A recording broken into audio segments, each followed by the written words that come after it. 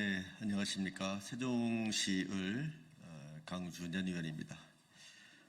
오늘 저를 포함해서 여러 의원님들께서 대표 발의한 공익사업을 위한 수용시 양도소득세 감면 비율 및 감면 한도 상향을 담은 조세제한 특례법이 이번 정기국회 내에 통과되어야 할 필요성을 말씀드리기 위해서 이 자리에 섰습니다.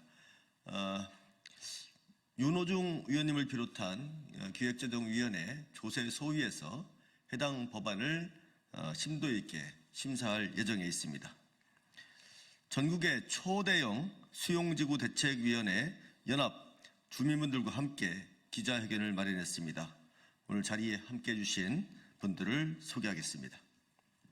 노영한 용인반도체 국가산업단지 비상대책위원회 위원장님, 박영곤 의왕 공공주택지구 보상대책위원회 위원장님, 김순식 안산 공공주택지구 보상대책위원회 위원장님, 이영길 김포 한강 2 통합주민대책위원회 위원장님,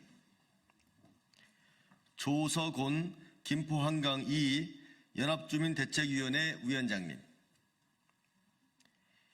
이명우 구리토평 2 공공주택지구 통합대책위원회 위원장님, 정순남 화성진안 3기 신도시 연합대책위원회 사무국장님, 이봉구 오산세교 3 공공주택지구 비상대책위원회 위원장님, 정덕영 법무법인 리츠 대표 변호사님, 그럼 지금부터 노영한 위원장님께서 기자회견문을 낭독하겠습니다.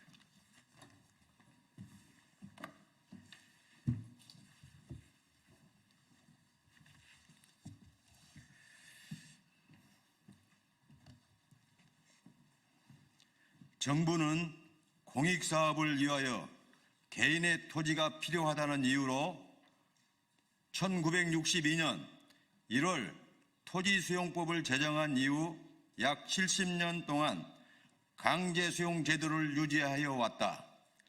강제수용 제도의 가장 큰 문제점은 보상금이 시세에 비해 턱없이 적게 책정되고 헐값 보상금에서 30%를 또다시 양도소득세로 납부해야 하기 때문에 강제수용에 따른 잔여 보상금을 등가의 가치를 가진 새로운 토지를 매수하는 것이 사실상 불가능하다는 것이다. 강제수용지구 주민들에게 적용되는 양도소득세 감면율은 1989년 전두환 정권 시절 100% 면제에서 35년 동안 지속적으로 감소하여 2024년 11월 현재 10%를 유지하고 있다. 그에 따라 강제수용지구 주민들은 시세보다 부족한 헐값 보상금에 그 보상금의 30%를 또다시 양도소득세로 납부하는 것이 정부가 내 땅을 공권력으로 강제 수탈하는 것이라고 눈물로써 하소연하고 있다. 이러한 불합리한 현상이 정부의 외면 속에 수십 년 동안 방치되어 왔다.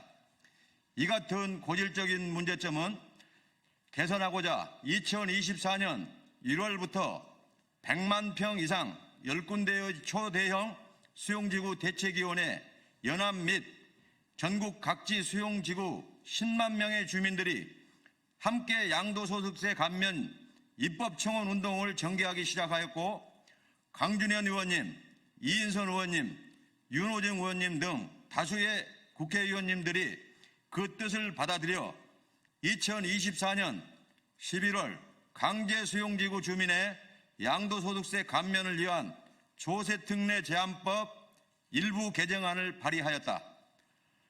이번 22대 국회 조세소위원회에 상정된 조세특례 제한법 일부 개정안은 양도소득세 감면 비율 및 양도소득세 감면의 종합한도를 각각 상향하는 것을 주요 내용으로 하고 있다. 헌법 제23조 3항에서는 공공필요에 의한 재산권 수용, 사용 또는 제한 및 그에 대한 보상은 법률로서 하되 정당한 보상을 지급하여야 한다라고 규정하여 정당한 보상 원칙을 천명하고 있으며 대법원도 정당 보상이란 보상의 시기, 방법 등에 어떠한 제한도 없는 완전한 보상이라고 판시하고 있다. 그러나 현행 토지보상법에 의한 때 보상금을 산정하는 방식으로 공시지가기준법과 개발이익 배제 원칙이라는 두 가지 원칙을 적용함에 따라 대부분의 강제수용지구에서 최대 30%가량 시세보다 저렴하게 보상받는 것으로 조사되었다. 특히 일부 지역에서는 시세보다 약 최대 50% 저렴하게 보상받은 사례도 있었다. 이에 대하여 정부와 기획재정부는 최근 정당한 보상 원칙에 따라 재산권 침해를 시가 보상하고 있는 상황에서 양도세 감면을 확대하는 것은 필요 이상의 특혜라거나 공입사항용 토지와 대토 보상에 대한 양도소득세 감면을 상향으로 인하여 국가 세금 수입, 세수의 감소를 초래하게 된다는 논리를 앞세워 양도소득세 감면율 상향에 반대 입장을 취하고 있다. 그러나 강제수용지구에서의 보상이 시세보상이라는 정부의 주장은 기획재정부가 2024년 9월 자체 발간한 2023년도 조세특례 심층평가 자료에 시가평가액 대비 보상평가액이 평균적으로 10 내지 30% 낮게 책정되고 있다라고 기재되어 있는 부분만 보더라도 보상 현실과 맞지 않는 거짓말임을 알 수 있다. 또한 양도소득세 감면율을 상향하면 국가 세수가 감소한다라는 것이라는 정부의 주장도 이번 22대 국회에 상정된 개정안이 통과된다고 하더라도 2025년도 양도소득세 예상 감소액은 약 3천억에 불과하므로 국가세수 부족에 미치는 영향은 크지 않다. 전국의 강제수용지구 주민들은 조상 대대로 살아왔던 삶의 터전을 헐값으로 국가에 빼앗기고 고향에서 강제로 쫓겨나야 한다. 수십 년간 그린벨트로 묶여 재산권이 침해된 것은 참아왔다.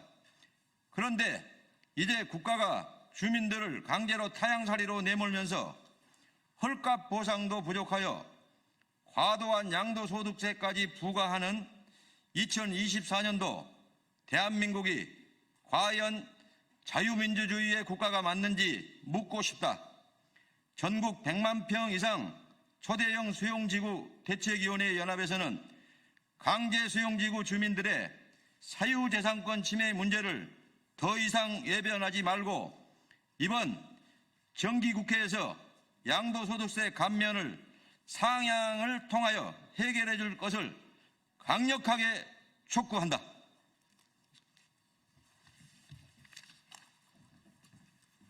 네, 이상으로 기자회견을 마치도록 하겠습니다. 인사하시고.